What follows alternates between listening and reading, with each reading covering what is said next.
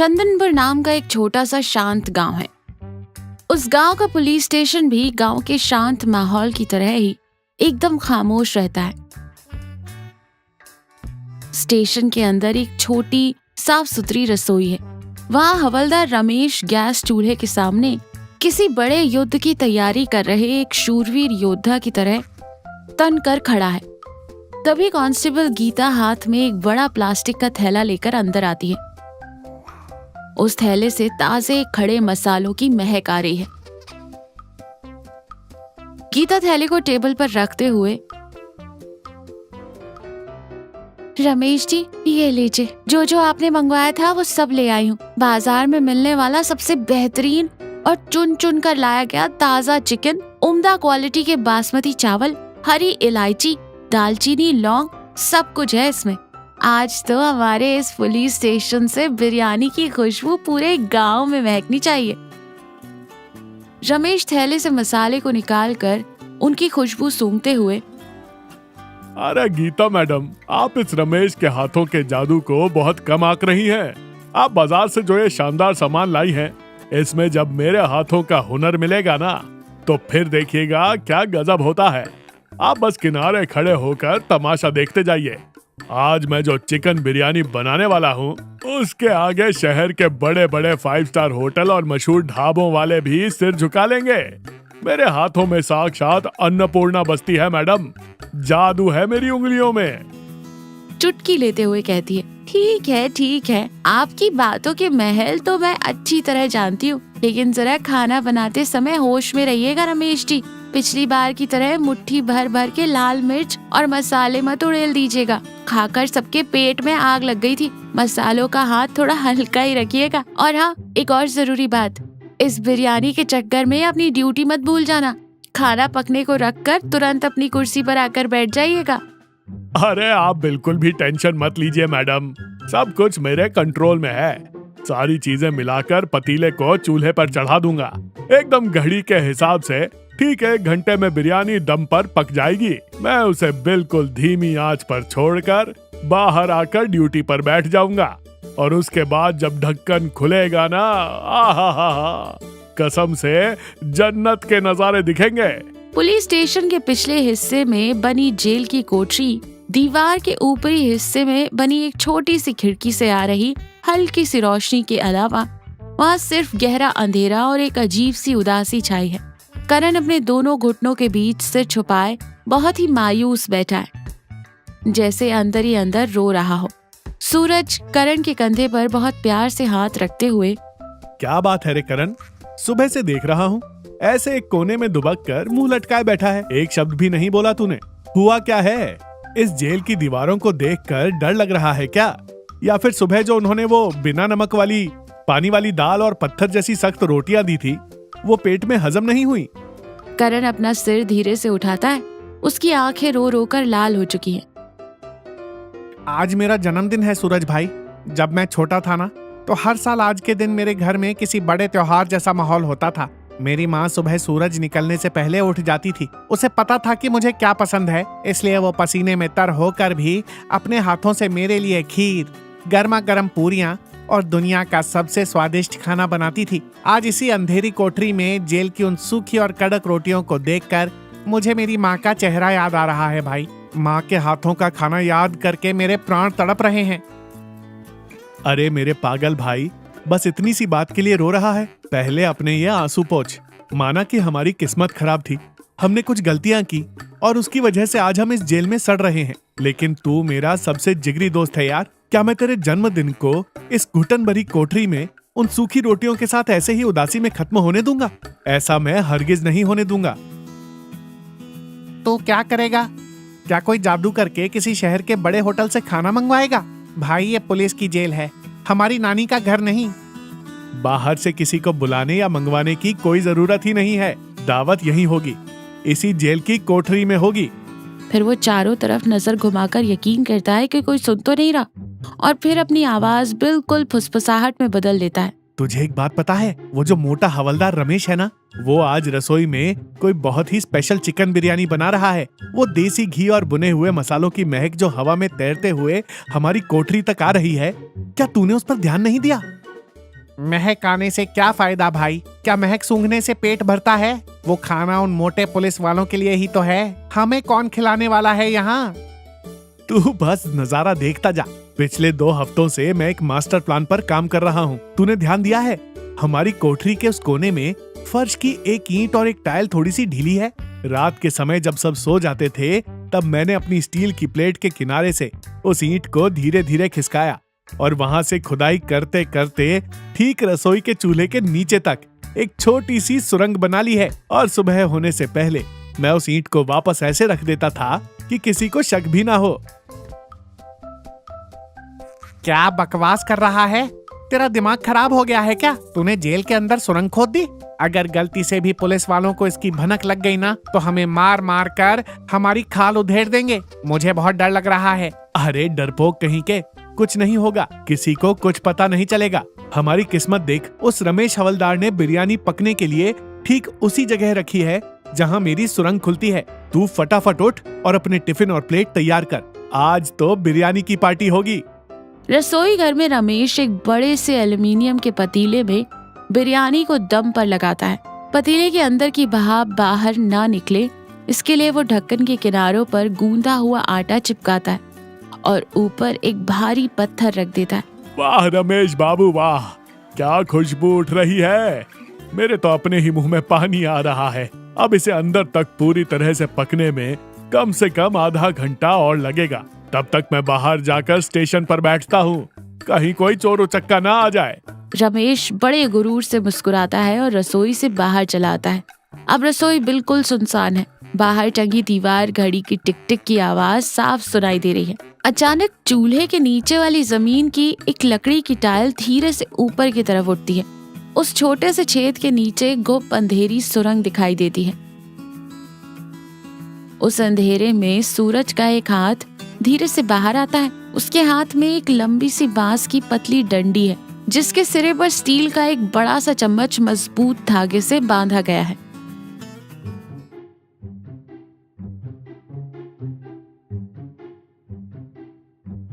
फिर वो नीचे सुरंग में अपने साथ लाए 2 बड़े स्टील के डिब्बे रखता है। फिर उस लंबी डंडी वाले चम्मच को पतीले के अंदर डालकर बहुत ही कुशलता से बिना एक भी आवाज किए बिरयानी निकालकर अपने डिब्बे में भरने लगता है। पसीने से लथपथ होने के बावजूद वो अपना काम नहीं रोकता। वो पतीले को लगभग आधा खाली कर देता है। डिब्बे फुल होने के बाद वो उतनी ही सफाई से पतीले का ढक्कन वापस उसी जगह पर रख देता है और नीचे से फर्श की टाइल को भी पूरी तरह बंद कर देता है। ये एक ऐसा शानदार सीक्रेट ऑपरेशन था कि किसी को जरा सा भी शक नहीं हो पाया। जेल की कोठरी के अंदर सूरज बिरयानी से भरे 2 डिब्बों के साथ सुरंग से बाहर आता है। जैसे ही वो डिब्बों का ढक्कन खोलता है, शुद्ध घी, खड़े मसाले और पूरी तरह से पके हुए चिकन के टुकड़ों की वो जादुई महक उस सीलन भरी कोठरी के हर कोने में कुछ ही सेकंडों में फैल जाती है। वाह सूरज भाई, तू कोई मामूली इंसान नहीं, तो बहुत बड़ा जादूगर है यार। आखिर तूने ये नामुमकिन काम किया कैसे? मुझे तो अपनी आंखों पर यकीन ही नहीं हो रहा। सूरज जीत की खुशी में चौड़ा होते हुए कहता है, वो सब मैं बाद में बताऊंगा। इससे पहले कि वो मोटा रमेश आकर अपना पतीला चेक करे, हम इसे ठिकाने लगा देते हैं। हैप्पी बर्थडे मेरे भाई, चल टूट पड़। दोनों दोस्त भूखों की तरह बिरयानी खाने लगते हैं। करण जैसे ही पहला निवाला अपने मुंह में रखता है, उसके चेहरे पर एक अनोखी चमक आ जाती है। हर निवाले के साथ उसकी आंखों में खुशी और भावुकता के आंसू छलक पड़ते हैं। अपने दोस्त द्वारा उसके लिए उठाए गए इस बड़े जोखिम को देखकर करण का दिल प्यार और आभार से भर जाता है। आधा घंटा बीत चुका है। रमेश और गीता रसोई में वापस आते हैं। रमेश बहुत ही जोश में है और अपनी बनाई हुई कलाकारी का प्रदर्शन करने के लिए बेताब है। आइए गीता मैडम, तशरीफ लाइए। आज आप मेरे हाथों की बनी ये शाही बिरयानी खाकर अपना जीवन धन्य कर लीजिए। देख रही है ना, खुशबू कैसे दिमाग को तर कर रही है।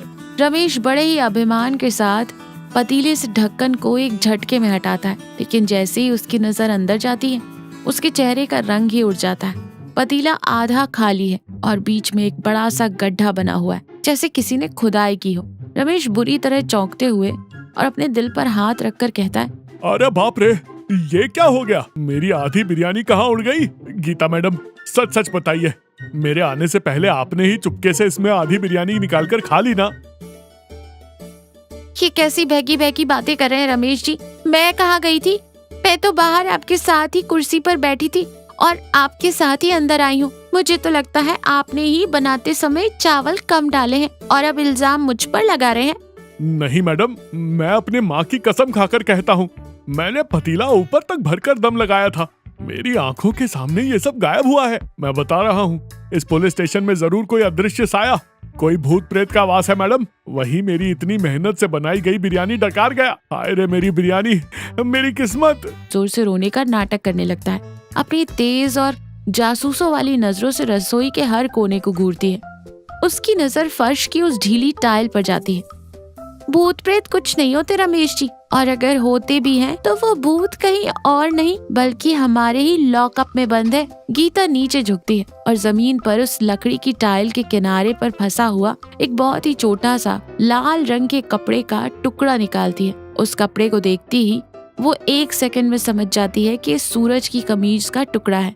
उसे पूरी कहानी समझ आ जाती है। मुझे समझ आ गया रमेश जी कि ये बिरयानी खाने वाला भूत आखिर कहाँ से प्रकट हुआ था। आप चुपचाप मेरे पीछे पीछे आइए, लेकिन याद रहे आपके जूतों की जरा भी आवाज नहीं आनी चाहिए। देखते हैं वहाँ क्या चल रहा है। गीता और उसके पीछे गुस्से में आग बबूला होता हुआ रमेश दोनों दबे पांव जेल के सेल के बाहर जाते हैं। वे एक दीवार के पीछे छुपकर खड़े हो जाते हैं और अंदर सूरज और करण के बीच चल रही बातचीत को चुपचाप सुनते हैं। करण खाना खाने के बाद पानी से हाथ धोते हुए, मैं सच कह रहा हूँ सूरज भाई, आज तुम्हारे हाथों से ये भरपेट खाना खाने के बाद मुझे मेरी माँ, मेरे घर और मेरे परिवार की बहुत याद आ रही है। याद है जब हम छोटे थे तो हम कितने सीधे और ईमानदार हुआ करते थे। घर में अगर सिर्फ सूखी रोटी और चटनी भी मिलती थी ना, तो भी उसे खाकर हम रात को बिना किसी डर के कितनी चैन की नींद सोते थे। करण की बातों से सूरज भी अपनी पुरानी गलतियों को याद करके बहुत गहरी सोच में डूब जाता है। तू एक एक लफ्ज बिल्कुल सच कह रहा है मेरे भाई। हमने सोचा था कि चोरी करने से रातों रात अमीर बन जाएंगे। बस चंद रुपयों के लालच में आकर हमने शॉर्टकट मारा और गलत रास्ता चुन लिया। लेकिन उसका अंजाम क्या हुआ? हमने अपनी जवानी, अपनी आजादी, सब कुछ इस काल कोठरी के अंधेरे में दफन कर दी है। हर रोज हर पल हम डर डर के जी रहे हैं। ये भी कोई जिंदगी है? करण अपने दोनों हाथ जोड़ते हुए और बहुत ही दृढ़ निश्चय के साथ कहता है, आज मेरे जन्मदिन के साक्षी में और जिसने मेरी भूख मिटाई है उस अन्न देवता की कसम खाकर आज मैं एक बहुत बड़ा फैसला ले रहा हूँ। यहाँ से अपनी सजा पूरी करके बाहर निकलने के बाद मैं अपनी पूरी जिंदगी में कभी चोरी नहीं करूंगा, कभी किसी का हक नहीं मारूंगा। अगर मुझे दिन भर कड़ी धूप में पत्थर तोड़कर मजदूरी भी करनी पड़ी ना, तो मैं वो कर लूंगा, लेकिन सिर्फ मेहनत और ईमानदारी की कमाई की रोटी ही खाऊंगा। मैं अपनी माँ का वो खोया हुआ सम्मान वापस लाऊंगा और एक अच्छा बेटा बनकर दिखाऊंगा। मैं भी तेरे साथ हूँ करण। आज और इसी पल से इस चोरों वाली घटिया जिंदगी को हम हमेशा के लिए दफना देंगे। जब हम यहाँ से बाहर जाएंगे तो एक नई, साफ सुथरी और इज्जतदार जिंदगी की शुरुआत करेंगे। सर उठाकर जिएंगे मेरे भाई, सर उठाकर। सेल के बाहर खड़ी गीता और रमेश बिना हिले डुले सब सुन रहे थे। उनकी ये बातें सुनकर अंदर से पूरी तरह पिघल जाता है। उसकी पुलिस की वर्दी के अंदर छिपा एक इंसान जाग जाता है और उसकी आंखों की कोर भी गीली हो जाती है। वो आंसू पोंछते हुए बहुत धीमी आवाज में गीता से कहता है, मैडम, इन कमीनों ने मेरी इतनी मेहनत से बनाई गई बिरयानी चुराई है। मैं अभी अंदर जाकर इन दोनों की ऐसी मरम्मत करूंगा कि इनकी पुश्तें याद रखेंगी। मुझे बेवकूफ बनाते हैं। छोड़ दीजिए रमेश जी, अब आपको अंदर जाकर उन पर अपनी लाठी बरसाने की कोई जरूरत नहीं है।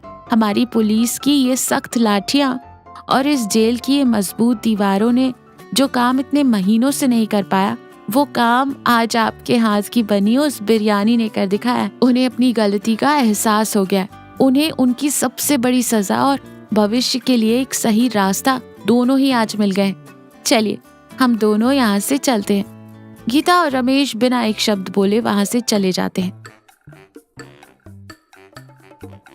जेल की कोठरी के अंदर करण और सूरज जमीन पर लेट जाते हैं।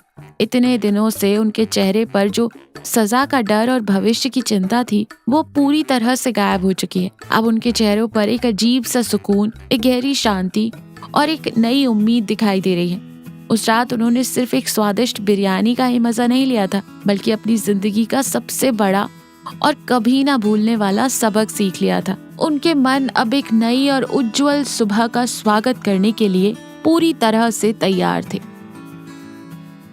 तो देखा, इंसान के अंदर पनपने वाले बुरे विचार और उसके द्वारा की गई गलतियां कभी भी स्थायी नहीं होती। कभी कभी जिंदगी में मिलने वाली एक छोटी सी खुशी या अपनों से जुड़ी कोई गहरी याद भी इंसान के दिल को इतनी गहराई से छू सकती है कि वो उसे हमेशा हमेशा के लिए एक अच्छा, सच्चा और ईमानदार इंसान बना दे। पश्चाताप की भावना और खुद को सुधारने की शुरुआत किसी भी पल, किसी भी उम्र और किसी भी जगह हो सकती है।